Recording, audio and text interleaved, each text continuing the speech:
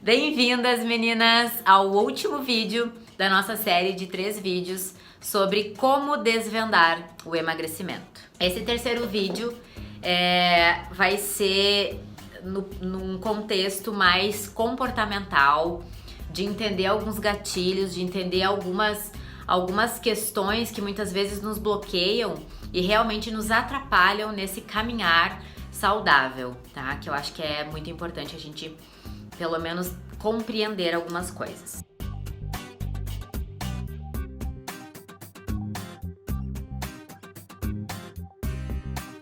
Inicialmente eu vou falar de equilíbrio, tá? O que é esse equilíbrio? O que é essa forma de comer um pouco mais flexível e sustentável a longo prazo, né? É o que eu sempre falo e repito aqui também, que muita restrição, né, gera compulsão. E a gente precisa, eu sempre falo que, talvez eu não tenha falado muito aqui até pelo Instagram, por outras vias, mas fazer dieta engorda, tá? Vocês vão dizer assim, não, mãe, mas como assim fazer dieta engorda? Dieta emagrece. Não, ela até emagrece até um certo ponto, até quando aquela paciente, aquela pessoa vai conseguir fazer aquela dieta, até que ela chegue talvez no objetivo dela, e depois ela não dá continuidade. E aí muitas vezes essas dietas são muito restritas, são muito radicais, né?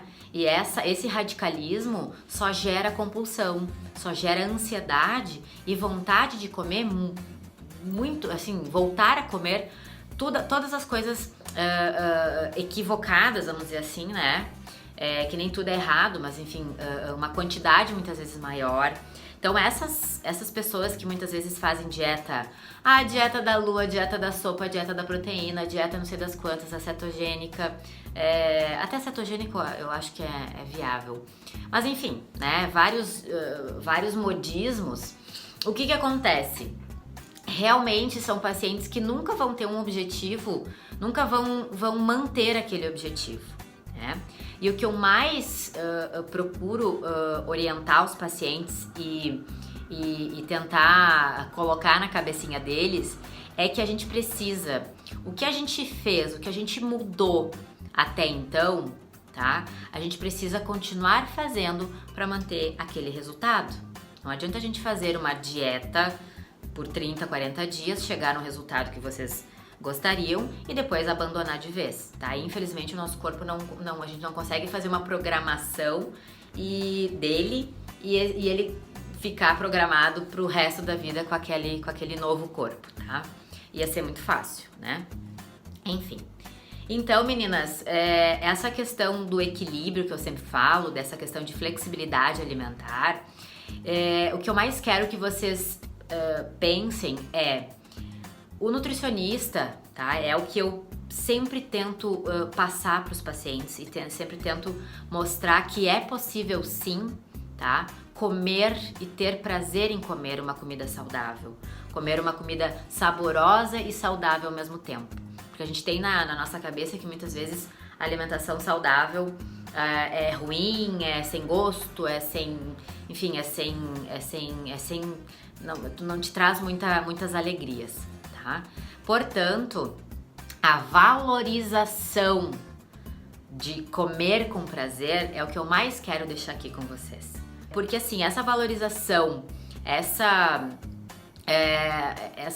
entender as preferências de cada pessoa, dos pacientes, o que o paciente tem prazer em comer e tentar adaptar na realidade desse paciente é o que mais dá certo, tá? Não existe uma dieta pronta, não existe uma dieta assim, tem que ser a dieta tal, porque cada pessoa é uma pessoa, cada indivíduo pensa, age, tem uma história, tem uma genética, tem enfim, uma personalidade diferente. E isso faz diferença na hora da prescrição individualizada, tá? Então, tudo que a gente pensa, o nutricionista pensa na hora de elaborar um plano alimentar vai muito além de só a comida. Ah, eu tenho que comer isso nesse horário e ponto final, tá?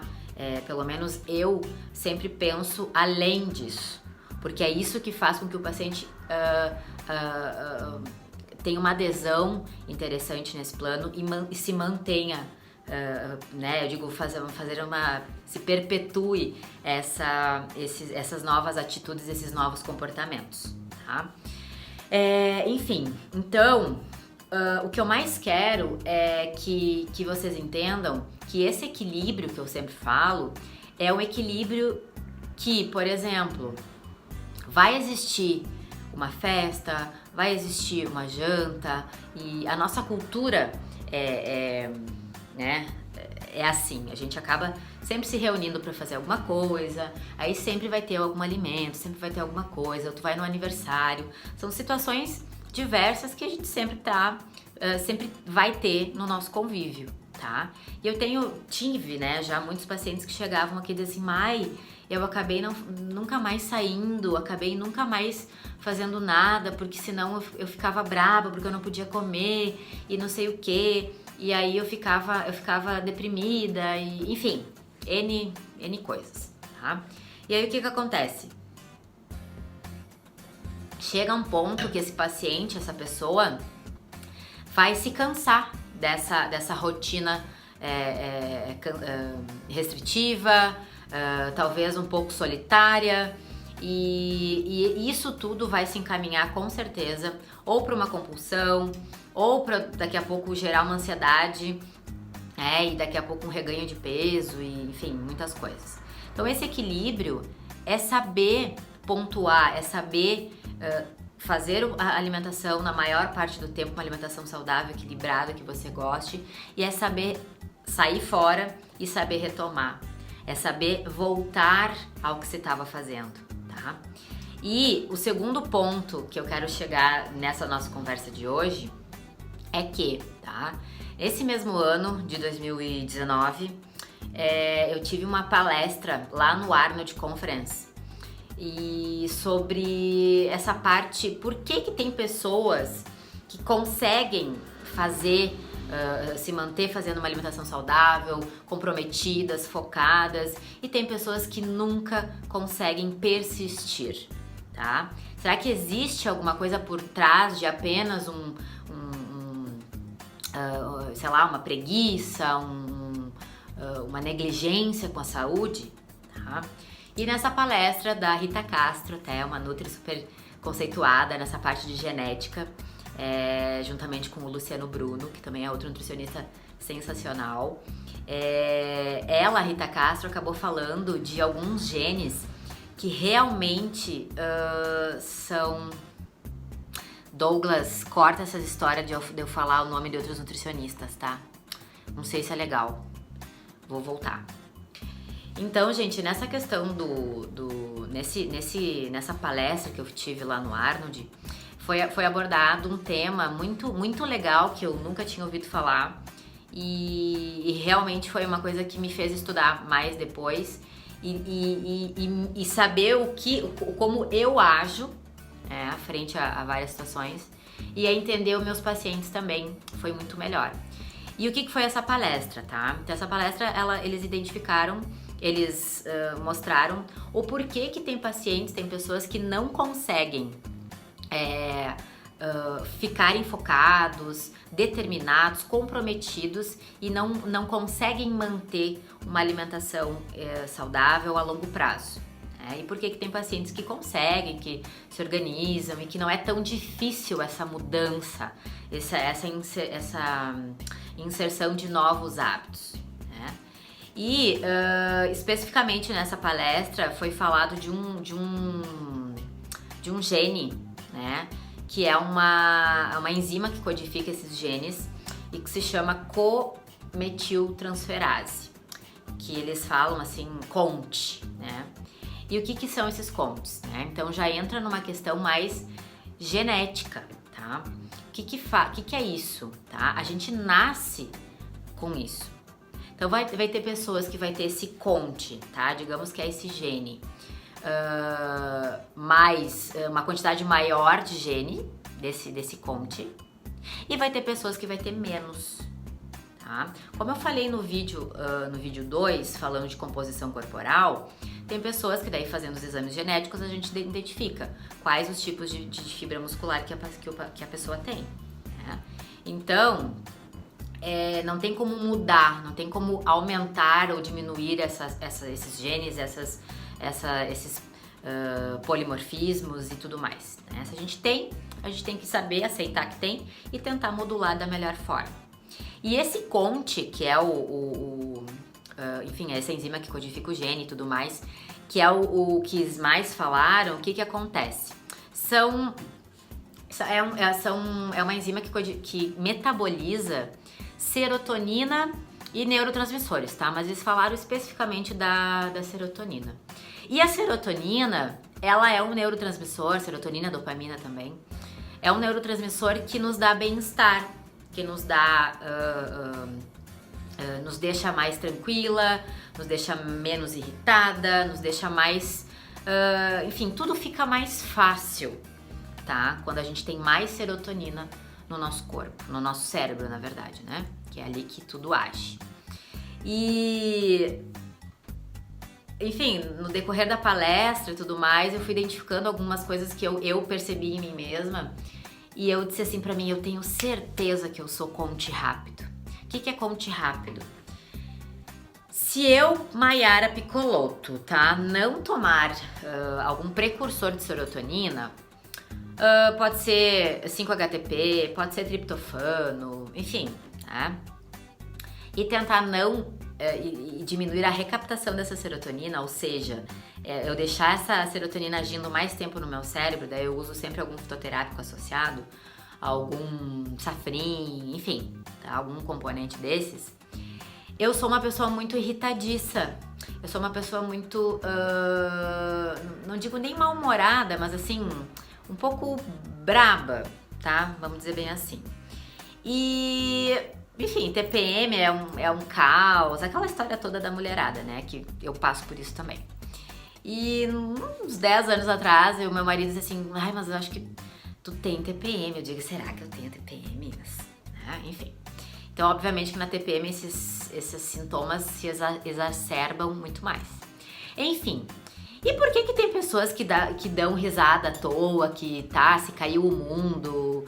não tem problema, vamos se organizar de novo e bola pra frente, é assim mesmo. Tem pessoas que são muito mais otimistas, vamos dizer assim, e pessoas que são mais pessimistas, né?